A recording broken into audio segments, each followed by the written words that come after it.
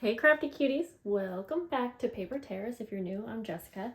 Today we are going to continue on from the last video in this journal where I went over some tips and tricks on getting over a creative block.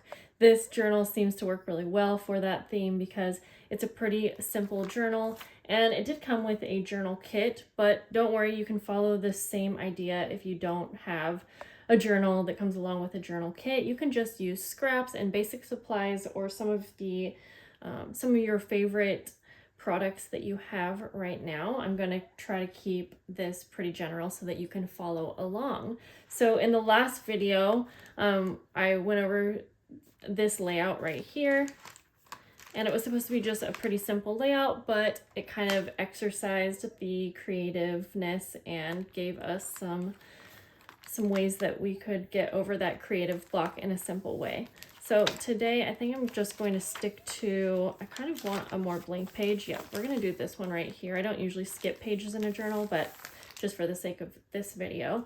So we're going to start with, you can use any journal that you have, or if you don't have a journal, you can even use some kind of like a paper pad, or a blank journal would work really well for this.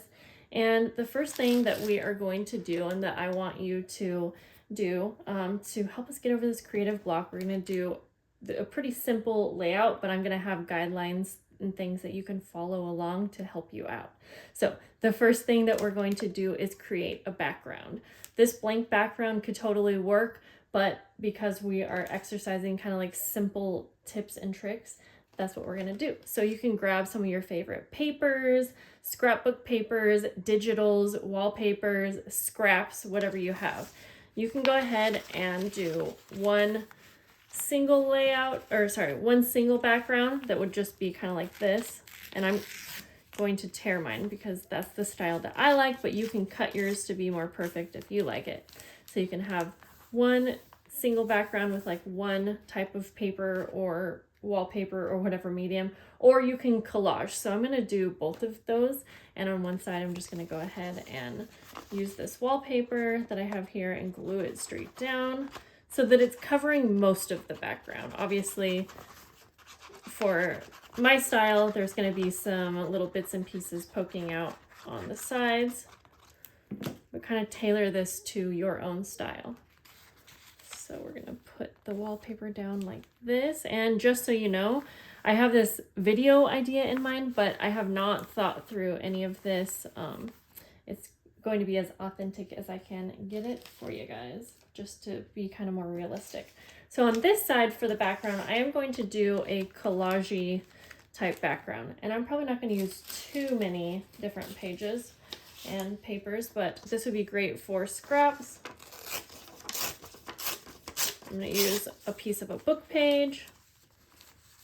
Probably going to use like 4 different kinds of papers. I don't want to make it too busy, but let's see. If I do that, just kind of for some interest. And then let's see, what's the other side? Oh, this is, I'm not feeling the red, so I was kind of thinking about flipping it, but then we have lots of book pagey pieces, which might work if I find something else with a pattern. And I was kind of actually thinking this napkin would work really well. I've already used it a few times in this journal, so it will kind of tie in together and look pretty good, I think. Okay, so I'm just going to go ahead also and take some ink. This is kind of an extra step, so you don't have to do this if you don't want to, but we're going to ink up the edges just to make each piece pop on its own. Just going to add a little bit of ink around the edges, and I kind of want to encourage you to try your best not to overthink this. Don't worry too much if you're thinking that things aren't matching or looking perfect together, because we are going to add some things on top. And I do encourage you to use like 2 sides of a journal just so that you can kind of follow along the same idea that I have going on here. But again, you can tailor this to whatever you're working in. And so if you only have one side, that's okay too. Okay. Let's see. I'm trying to think. I think I want this down here. So actually, I'm going to separate this napkin. Sometimes this can be a little tricky, but I'm just going to take the second ply off.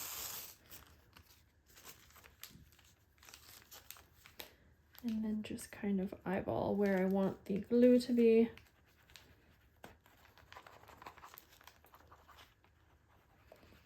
Just kind of spread the glue all over. Essentially, we are decoupaging this napkin on. So for this part, sorry, I'm not worried if there are any wrinkles or bubbles. Kind of adds to the final look anyways. But just make sure you have all of the, like where the edges are, make sure those are glued on really well so that it doesn't pull up constantly. Okay. And if that rips, that's okay too. Now let's see. I might only need 3. Okay. Glue this down. Like that. And yeah, maybe I don't actually need this whole entire piece here because I do like the napkin, but I'm going to use a little piece of it. So we'll glue this down. So then we have our background bases complete. Okay. So because I want this to be pretty easy for a beginner, we're not going to be doing too many things to this layout. But the second thing that we are going to do is we're going to make a creative element, or sorry, not an interactive element, and then more of a creative focal point. So I want this to be easy, like I said. So I'm going to use a bag. Now, if you don't have a bag, you can use an envelope for this, or you could use paper that's folded over. And I think that what I'm going to do for my interactive element is I'm going to create a double pocket. And so I'm simply just going to fold this up. We're going to work with the creative element idea, but it's going to be super, super simple. Nothing super crazy that's going to, take a long time or be hard. And we're going to decorate this, but just to get started, I'm going to ink up the edges.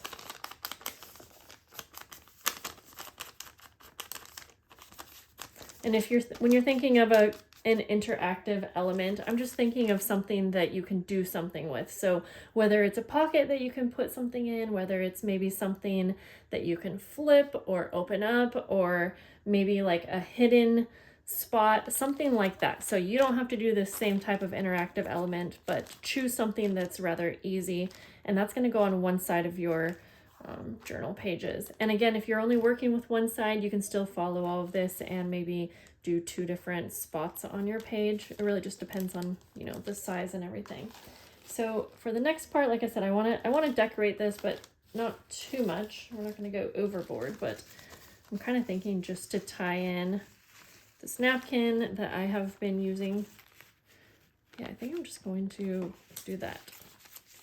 Okay, I want this to be on there kind of nice and tidy. I'm not going to decoupage this, but I'm just going to add glue like that.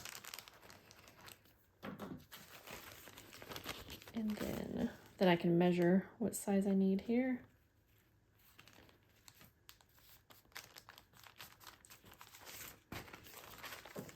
Cut off the excess.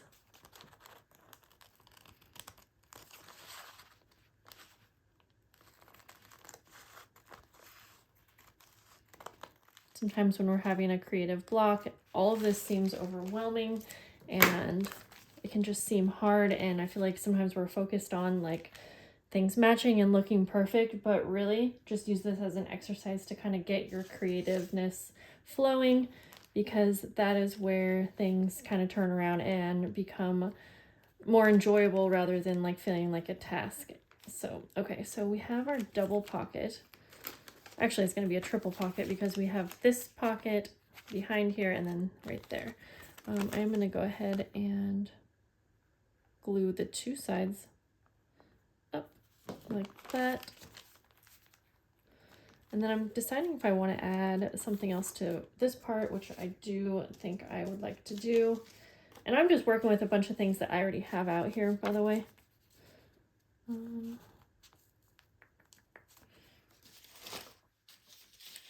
Sometimes nothing really feels right, and so that's kind of when sometimes I'll just make a decision and go for it. Something that I maybe am not thinking that I'm going to love, but something I can work with.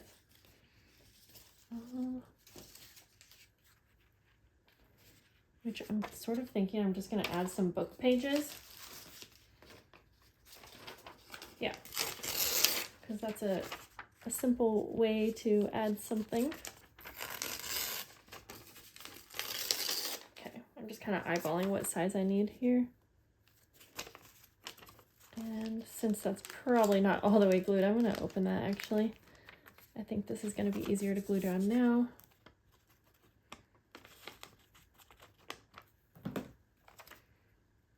Just kind of put that as the background there. Okay, and then we'll re-glue that down.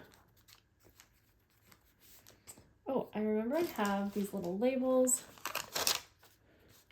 Yeah, I'm going to add a label, although I'm not exactly sure what I'll put on the label. Oops, but it's always nice to have labels in your journals for dates and titles and things like that. And I did just rip the napkin, but that's okay. We'll just pretend like we meant for it to happen. Okay. So now for the label, do I want to put like maybe a word, or I can leave it blank as well, which I'm kind of leaning towards.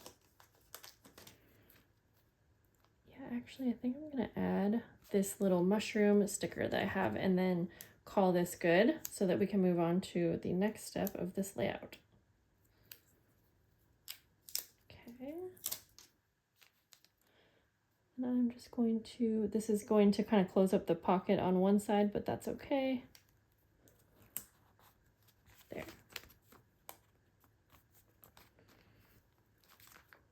Now, because we have pockets, I'm going to put these tickets in here like that, just to show that it's a pocket. We have other pockets, but I'm not going to put anything in those right now. Well, maybe I will. I'll kind of go like that. Yep. Okay, now I'm going to glue this down. I'm not sure. I'm trying to decide. I think I'm going to put it down towards the bottom, actually. And I'm just going to glue it straight down. So now we have an interactive element.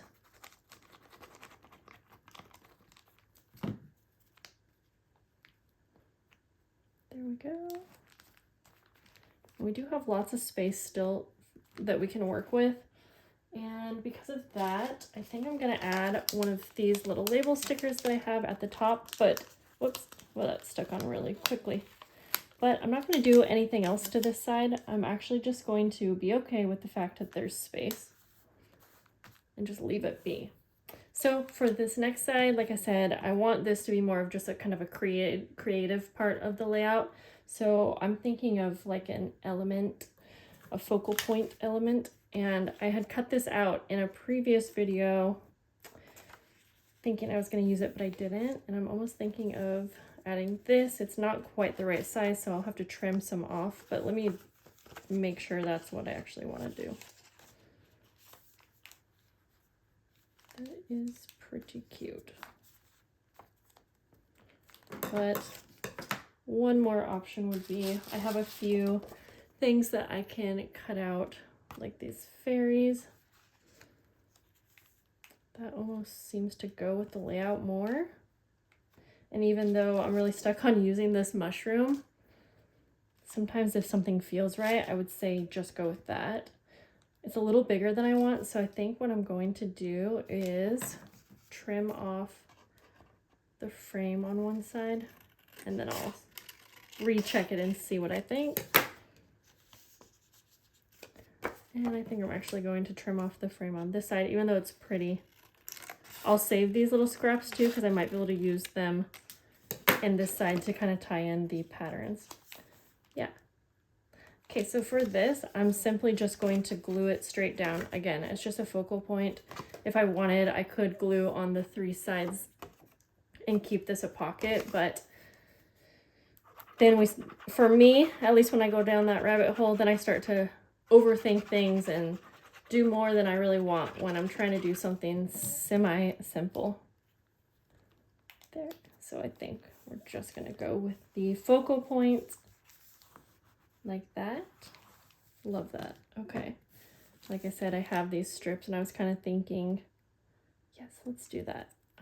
Since I ripped the napkin there, I'm going to go ahead and use this little strip over here, and it kind of ties in the design from over here to this side, and that is something that you can try as well, is carrying over either color or design from one side to another if you're working with 2 sides. And since I have even more, perhaps I will use this either at the top of this pocket or behind. I think I'm going to do the top. Awesome. Okay. So as tempted as I am to go on and add even more, because now I'm starting to feel that creative energy flow, I'm going to keep this how it is. And then I can use that creative energy that I now have to do other creative projects that I've been wanting to for a while. So that's going to be it for today's video, and I do hope that it was helpful to you guys in some way. Feel free to leave any tips below. What's something that you do that helps you get over that creative block? Because if we comment and can kind of share our ideas, we can help one another in overcoming that creative block that can be really frustrating. So I hope this video helped, and I'll see you guys soon. Bye.